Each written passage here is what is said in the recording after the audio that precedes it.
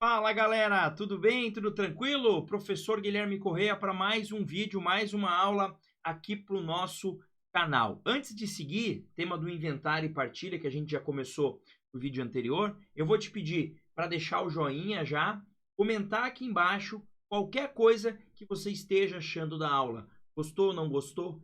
Conta, por favor, isso ajuda o nosso conteúdo a ser entregue. E claro, inscreva no canal. Por favor, se você não é inscrito ainda, se inscreve e compartilhe esse vídeo com algum amigo, com alguma amiga. A ideia é fazer esse canal continuar gratuito, continuar atualizado, tá? Mas eu preciso da tua ajuda para que ele continue crescendo também. Beleza? Então, na aula passada, só relembrando, a gente viu ali o que era um inventário e partilha, a gente viu quando obrigatoriamente ele precisa ser judicial e quando ele pode ser realizado de forma extrajudicial, tá?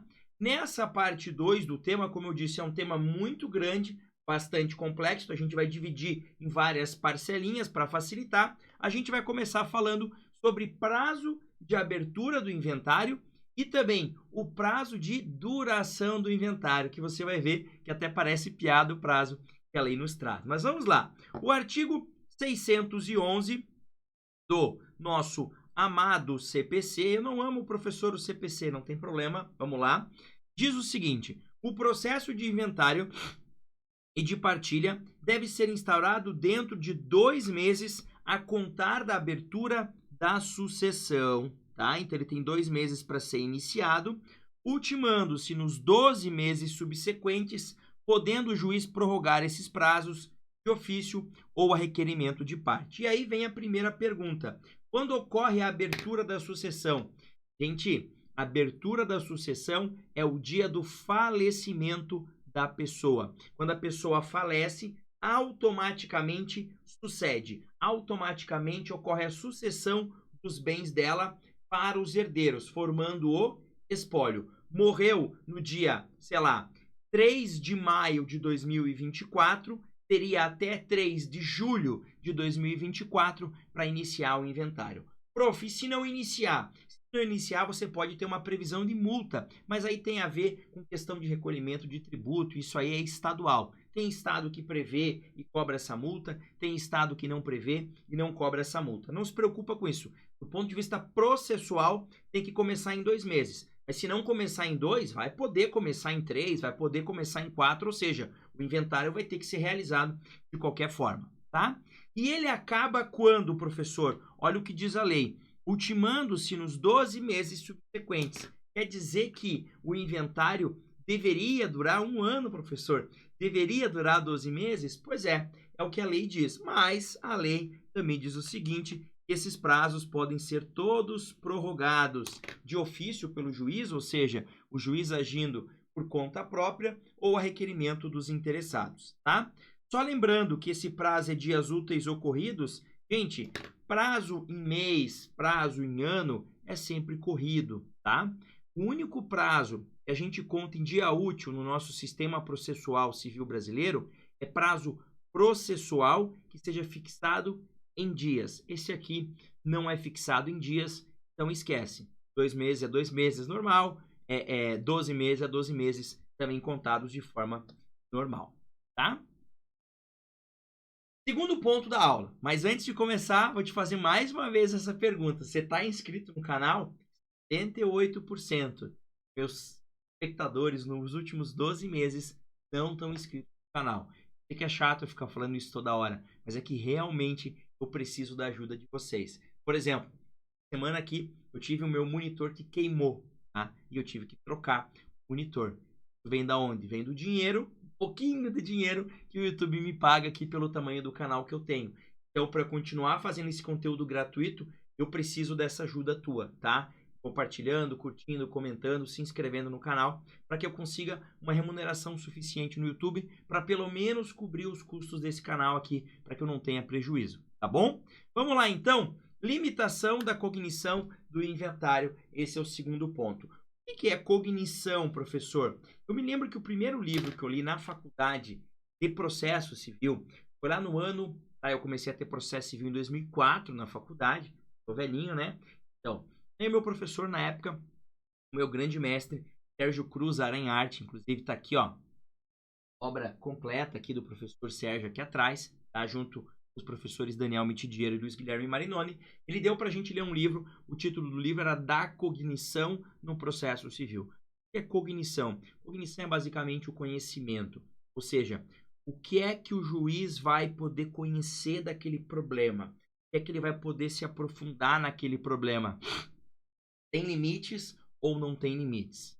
Tem limites, sim. Vamos relembrar um negocinho aqui, ó. Lá no nosso conceito de inventário, eu disse procedimento destinado a identificar bens deixados pelo falecido, verificar sua exatidão, inclusive na perspectiva de herdeiros preteridos ou de bens que devam ser trazidos à colação, quantificar valor, apurar e providenciar o recolhimento de tributo pela transferência de bens em virtude de morte, pagar credores e partilhá-los. Essa é a ideia do inventário. Por que eu estou falando isso? Porque a cognição do inventário é sobre isso, tá?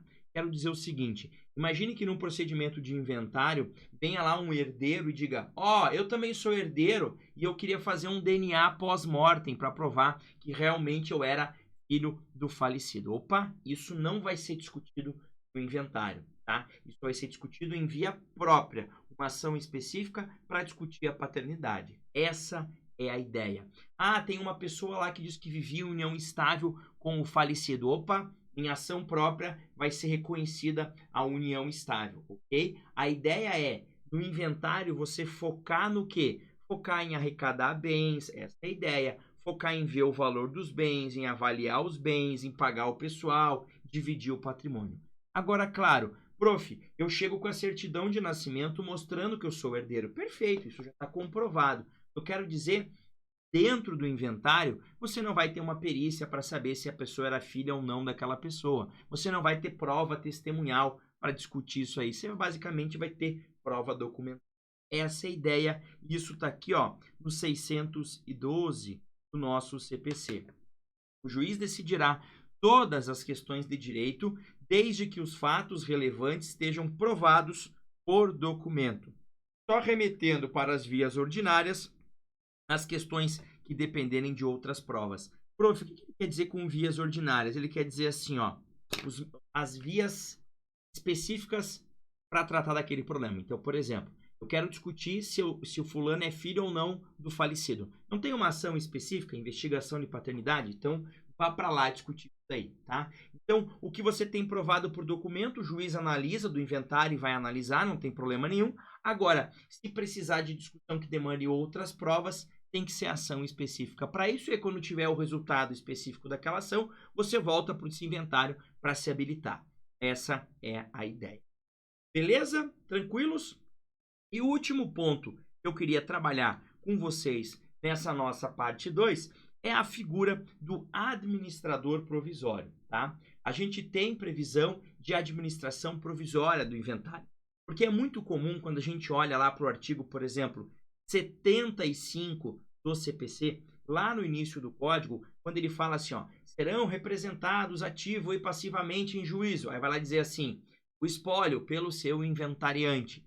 Sendo, ó, o inventariante é quem administra o espólio. Sim, mas até que haja a nomeação do inventariante, quem é que administra esses bens deixados? Lembrando que esses bens deixados têm um nome. Espólio. Quem é que administra o espólio até que haja uma nomeação de inventariante? É a figura do administrador provisório. E aqui a gente vai precisar fazer uma conversinha, dar uma olhadinha lá no Código Civil, porque o Código Civil vai trazer regra importante para a gente sobre isso daqui também. Olha lá o que diz o 613 e o 614 ainda do CPC. Até que o inventariante preste o compromisso, continuará o espólio na posse do administrador provisório. Então, o procedimento a gente vai ver na sequência. O juiz vai lá, dentre aqueles que são autorizados por lei a figurarem como inventariantes, ele nomeia um inventariante, esse inventariante aceita o encargo e presta o compromisso, assina dizendo, ó, eu vou cumprir com o encargo, eu vou fazer o que tem que ser feito, é isso, tá? Até que isso ocorra, tem um lapso temporal. Quem que administra os bens nesse momento? O administrador provisório, tá? Aí vem o 614 e reforça isso. Ó, o administrador provisório representa ativa e passivamente o espólio. É obrigado a trazer ao acervo os frutos que desde a abertura da sucessão percebeu. Por exemplo, a pessoa faleceu e deixou um imóvel. Esse imóvel estava locado e vai caindo locação. Opa, ele tem que trazer o valor da locação que recebe todo mês. Essa é a ideia, tá? Tem direito ao reembolso das despesas necessárias e úteis que fez. Por exemplo, vamos imaginar que esse imóvel que ficou lá teve que trocar o telhado e ele foi lá e pagou pela troca. Tem direito de ser ressarcido sobre isso daí, beleza? E responde pelo dano aqui por dolo ou culpa der causa. Se ele agir com dolo ou culpa e der causar dano a alguém, ele vai responder. Agora, o Código de Processo Civil, ele foi sacana aqui, porque ele fala que o administrador provisório faz isso, que o administrador provisório faz aquilo, que o administrador provisório representa ativa e passivamente, mas ele não diz quem é o administrador provisório.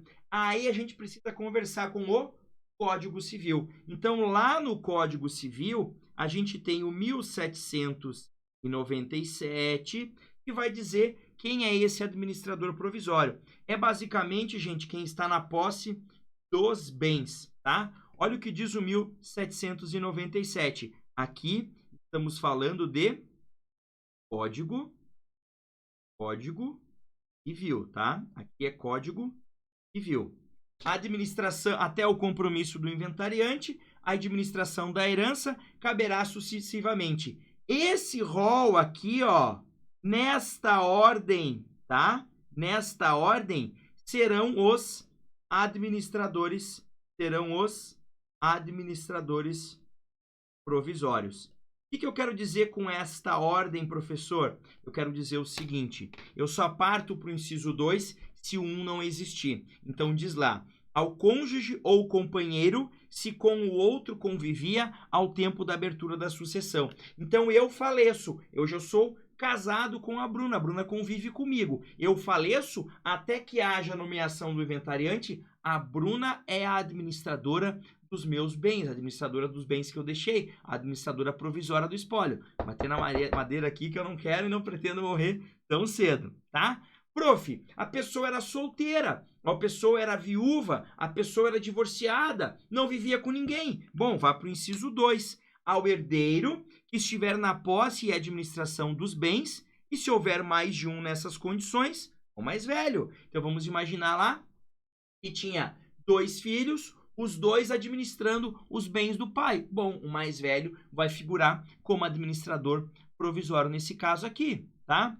Prof, não tinha herdeiro, vê se tem testamenteiro. Quem é o testamenteiro? Aquele escolhido para fazer cumprir as disposições do testamento. Então a pessoa, quando faz um testamento, diz, ó, eu vou nomear você, Antônio, para fazer valer meu testamento. Você sabe que tem um testamento. Quando eu morrer, avisa o pessoal e faz o troço cumprir. É aquele cara que vem dar a notícia, normalmente é o advogado da pessoa, claro. Não é todo mundo que faz testamento. Normalmente no Brasil quem faz testamento é quem tem mais grana. Aí ele vai lá, conversa com o advogado dele. Olha, eu vou deixar um testamento e você é o meu testamenteiro. Você que vai dizer que tem o testamento pro pessoal, tá? Não tinha testamenteiro. Aí vem para o inciso 4º. A pessoa de confiança do juiz, na falta ou escusa das indicadas nos incisos antecedentes, ou quando tiverem de ser afastadas por motivo grave levado ao conhecimento do juiz.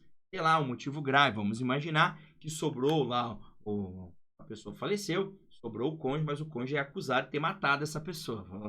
Não vai deixar ele na administração dos bens, tá? Então é basicamente essa ordem que você vai ter, tá? Em termos de prova, esse tipo de coisa, eu não me preocuparia com essa ordem. É mais para você saber que existe isso e que existe a figura do administrador provisório. Então, da sucessão, do momento que a pessoa falece até o momento da nomeação do inventariante, tinha esse lapso temporal que as pessoas pensavam, o bem fica ao léu, né? Não, o bem fica sendo administrado pela figura do administrador provisório.